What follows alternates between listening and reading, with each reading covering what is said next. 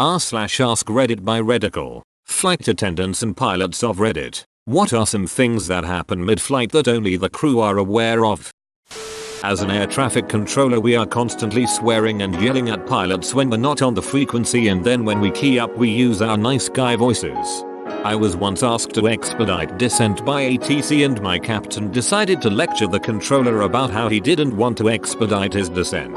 The controller's response was a 120-degree delay vector, which made the captain fuming mad. In those situations you are cursing the pilot, but the other pilot in the cockpit is also on your side and doesn't want to be working with that moron either. I thought the 120-degree delay vector was hilarious. Well played. A lady who was feeling very ill crapped her pants mid-flight. A very kind FAR managed to get her covered in a blanket and into the bathroom with barely anyone noticing, and then gave her a pair of her own pants to wear so she wouldn't be embarrassed. Not sure if it's been mentioned already, I was learning to be cabin crew at college, and in the event that someone dies on board, the CC, cabin crew, make it less obvious that they have passed. Put glasses on them, maybe a hat. Essentially dress them up as subtle as possible to not alert and or panic the other passengers. Please don't disturb my friend. He's dead tired. Weekend at Bernie's. I was only a month or two out of IOE, initial operating experience at my first airline job.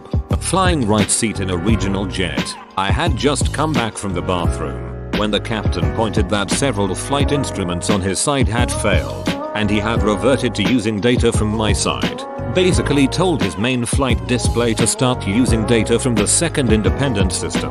Soon, however, that went bad too.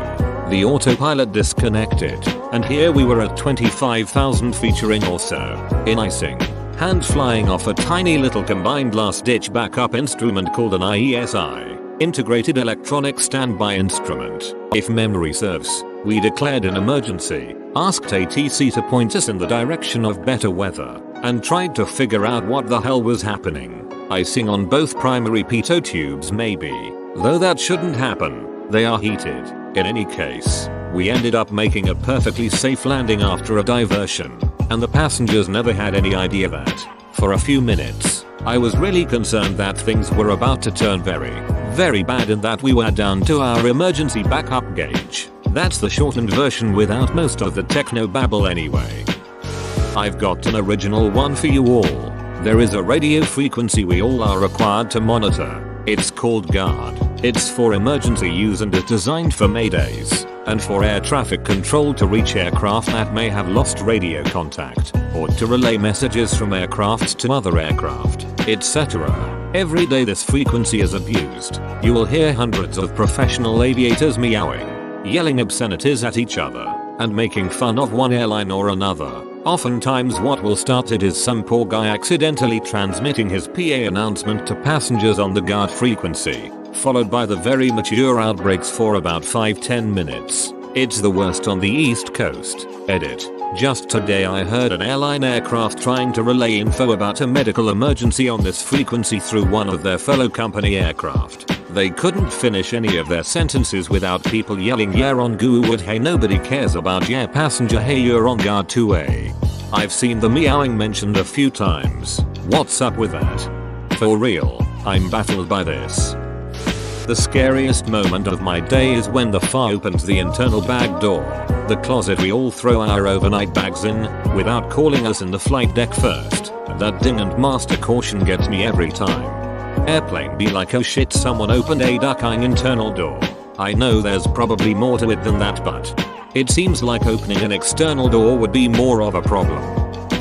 There's a special frequency called GUARD that all aircraft are supposed to monitor. It's for emergencies, or for when an aircraft ends up on a wrong frequency and the controllers need to get contact with them to change them to the right frequency. It's full of pilots meowing at each other, and people accidentally asking for gate assignments and making other radio calls. My dad's a pilot and has told me about this before. He says sometimes it'll start with some guy yelling GUARD, followed by some retired colonel in a serious tone saying hey, get off guard. Then there's a long pause, and some guy just says, meow. My dad told me one time he accidentally said his cabin announcement to the GUARD frequency, and some guy replied nice one United. I want to see them accidentally meow in the cabin speakers instead of guard. Pilot here. We only get paid when the doors are closed and the pushback is commenced. If we're delayed or sitting with the door open, we're just as annoyed as you are. At altitude we're constantly in contact with air traffic control and change to different center frequencies, or control for other than US locations. We're also doing fuel checks to make sure the fuel burn isn't abnormal, dodging weather, and probably beaching about scheduling. Out of curiosity, how often do you talk with dispatch during an average flight? Was actually thinking of becoming one for a while. Dispatch during the flight? Honestly, we really only talk with them if there's weather we need to go around or some other issue. I probably talk to them once or twice a week max. I believe Delta speaks a lot more often with their dispatch to avoid light chop. Sometimes prior to the flight we need to call up and ask about alternate CTC, or if weights are significantly different from planned, but that's not too often. Pilots are on their phones or reading the newspaper all the time. Oftentimes they're browsing Reddit. What's up? Ex-airline employee here. Often we'd have someone on board with terrible body odor. You can set the temperature in one end of the cabin hotter and it localized the smell to one part of the plane. If you see coffee filter bags hanging anywhere, it's because someone smells like openness somewhere on the plane. FARs often talk about the hot guy in 23B or whatever seat he's in.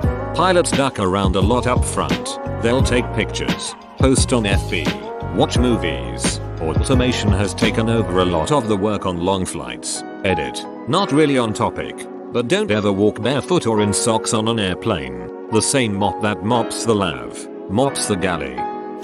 Not an airline pilot yet. Just got hired by my first airline and start class next month. But I've been a pilot for 6 years. I primarily teach Chinese airline pilots how to fly, but I've done some passenger operations in business aircraft on the side. First of all the comments about pilots making cat sounds and Chewbacca noises is 100% true.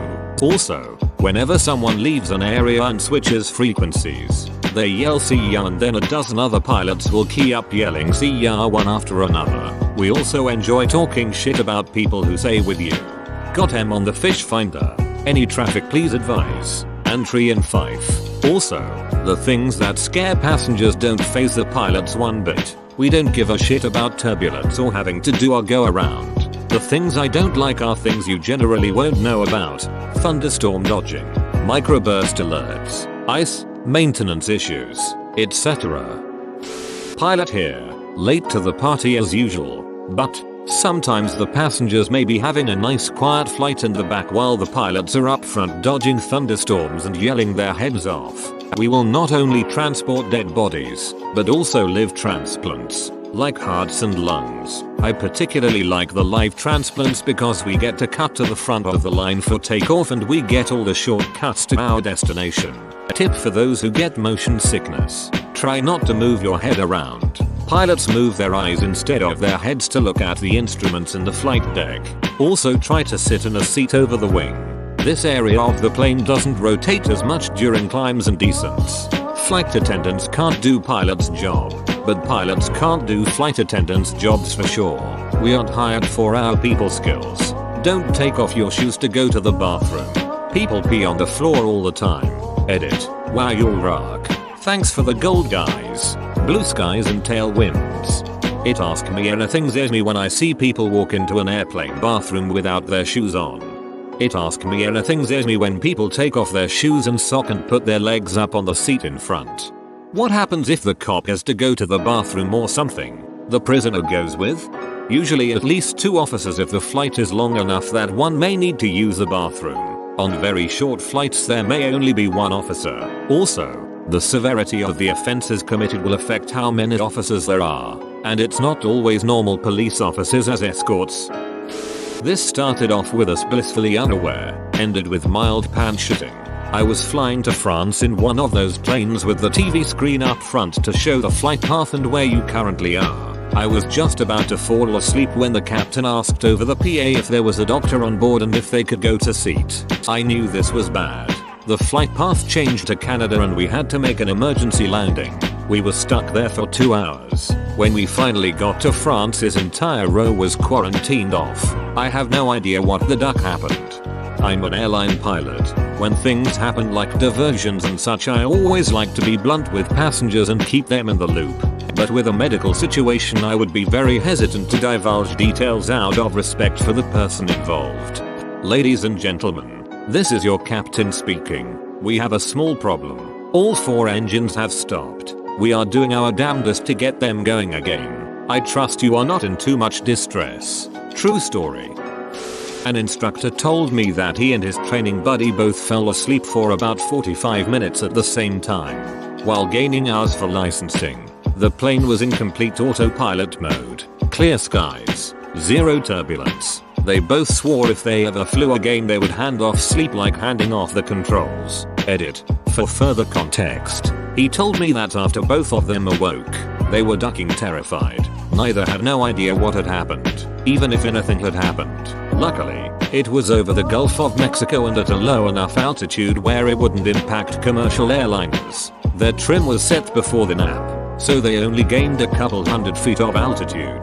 But rest assured, each were not happy with themselves. They immediately contacted ATC, verified their position, and turned around to go back to the airport, white palming the yoke the entire way. Oh, and this was at night too. They needed the night experience. Edit 2. They were in a Cessna 152. This wasn't an oxygen issue. It was just 2 buddies not communicating with each other and both assuming the other was flying. Edit 3. You're right. C-152s don't have autopilot. By autopilot I meant trim, which would confuse people. They were also very lucky the trim was set to gain altitude, not lower. I was just speaking in layman terms for the non-pilots to understand better. Like I said, they were definitely thoroughly freaked out and both admitted how badly they ducked up. Thanks for watching this Reddical video. Subscribe for the best Reddit videos straight to your feed.